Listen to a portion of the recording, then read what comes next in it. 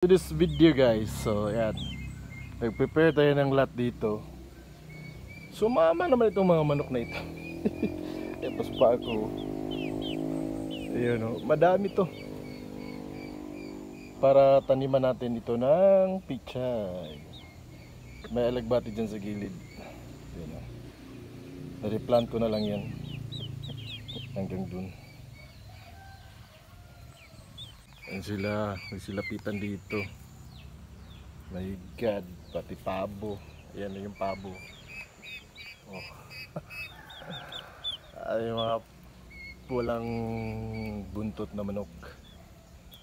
Ayan o, nandito yung sa harap ko. Nako. Ayan yung mga kasama ko rito na naglilinis. Guys, itong linya na ito. Tapos yung tunamin natin. Huy! Hanggang doon yan sa tumay. Hanggang doon yan sa dulo.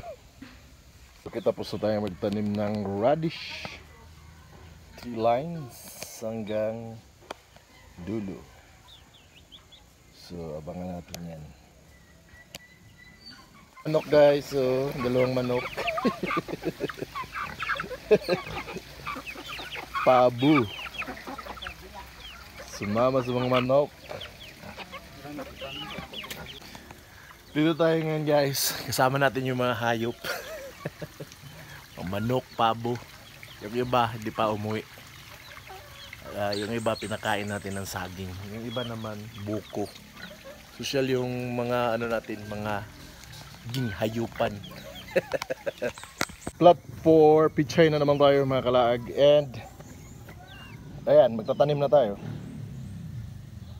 Yun yung extra tanim natin for the pichay and of course our seedling. Shout out sa inyong lahat dyan. Bisa, bumok. Okay. Okay, so we are done with our pichay plantation right here. And this is the plot for the pichay. And tomorrow we will preparing for the red bell pepper and of course the kulikot and the string beans. So that's it. Okay, good afternoon. It's a day 4 sa ating pichay. Ayan na siya. Malalaki na yung dahon. Oh, di ba? Ang ganda. Fifth day of our pichay. So this is it. So this is the 8th day.